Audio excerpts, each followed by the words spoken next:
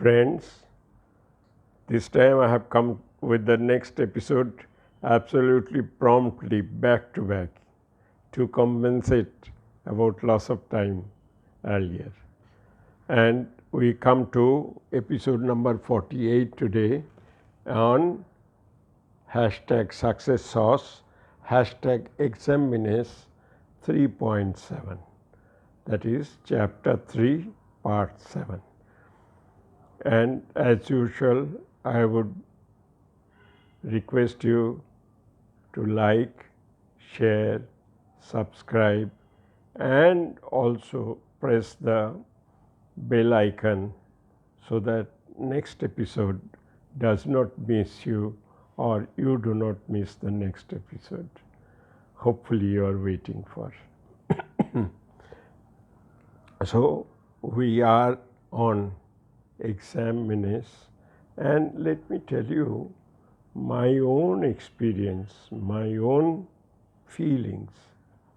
When I was in class 9, I moved from my maternal uncle's place to our own place because my father got transferred back to Calcutta. And I was very keen on joining the local club for playing various games and all.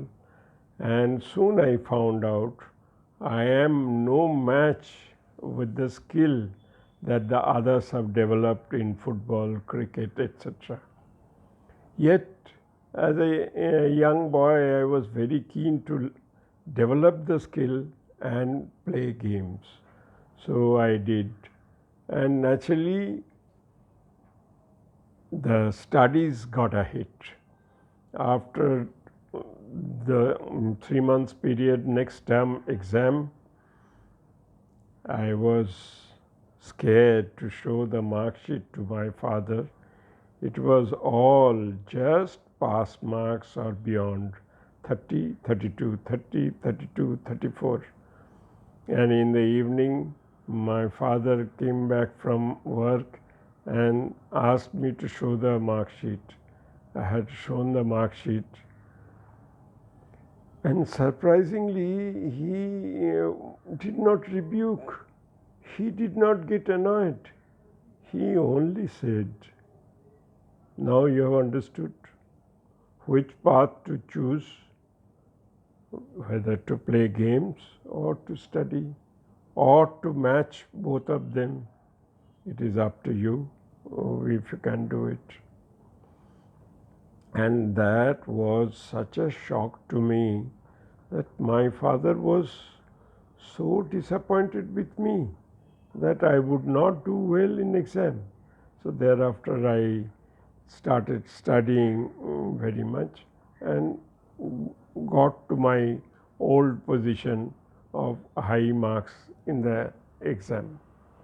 Similarly, your mental condition can create havoc in exam. It had happened in the final exam in my engineering, where to help me keep my composure, my mother made a mistake. My auntie was seriously ill. I knew that at a distance. Those days, telephone was not so easy. We had only 2 landlines at the engineering institute, and just before the exam in the evening, wasting about 2.5 hours to be in the queue, I was so keen to know about her health. And when I spoke to my mother, she said that my auntie is okay, she is recuperating. And actually she had expired. And since my mother had said, I have no question of disbelieving her, I went back, did some studies for the rest of a couple of hours. But next day in the exam hall, I was very disturbed. Something was disturbing me. In one mathematics paper, theory of machines, I was so sure of getting 140 marks out of 150. The full marks was 150. It was like child's play with me. But lo and behold, I was struggling to get pass marks because something happened with me. I was struggling with a 8-mark question for 1.5 hours. And suddenly I realized I will fail in this exam if I am not careful for the rest 1.5 hours.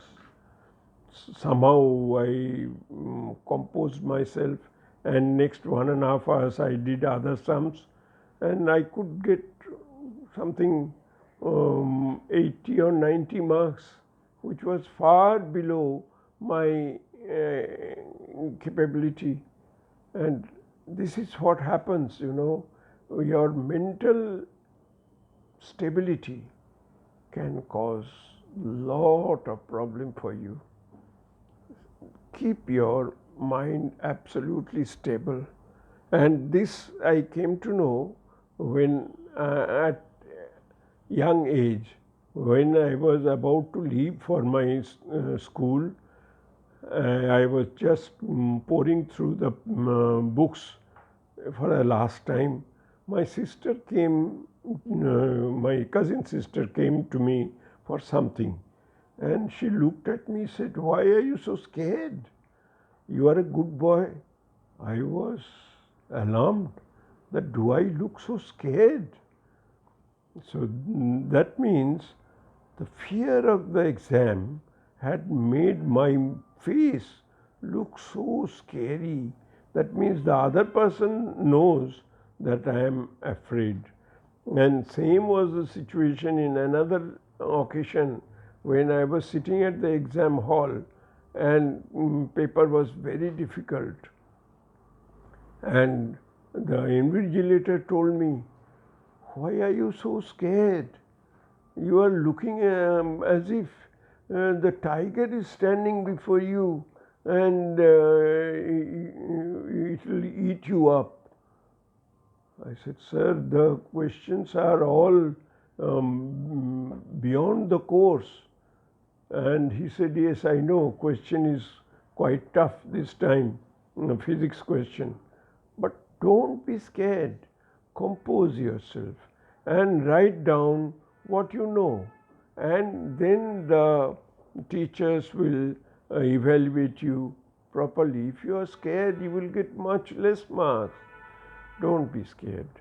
So these 2-3 occasions gave me the moral of the story that in an exam, whatever be the level of your preparation, be cool. Otherwise, your result will be worse than your ability at that point of time. Exam in school, college, in workplace. Exams are all different types. In school something, in colleges something, in workplace something. In school, college, you don't find conspirators. You don't find somebody will like to trip you down. But in workplace, that is always there. There is unholy competition. Somebody will like to trip you down so that he goes ahead of you. Be careful of such situations. Then only you will do well. Think you are the teacher.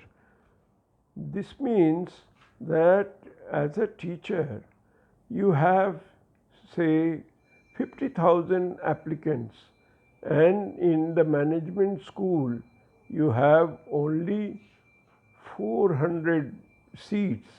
So therefore, 50,000 has to be brought down to at least or maximum 1,200 people for interview, and from 1,200 you can reduce it to 400 in the interview with respect to their performance.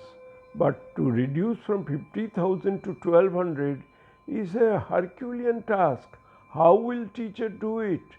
Teacher will do it by grading the question in such a way that only the top class intellects who is cool and whose knowledge is superb will be able to answer them and get past.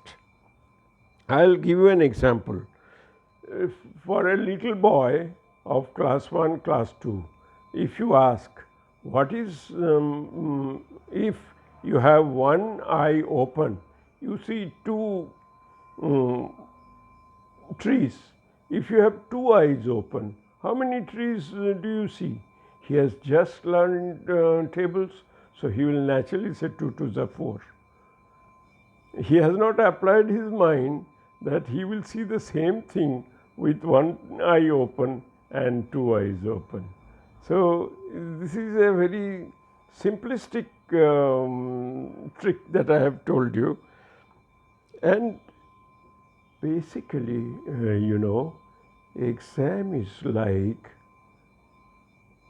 a swan moving on a pond. You see the swan moving very gently across, but what you do not see is the webbed feet that moves very fast under the water. Your preparation and your answering ability should be like that webbed feet of the swan.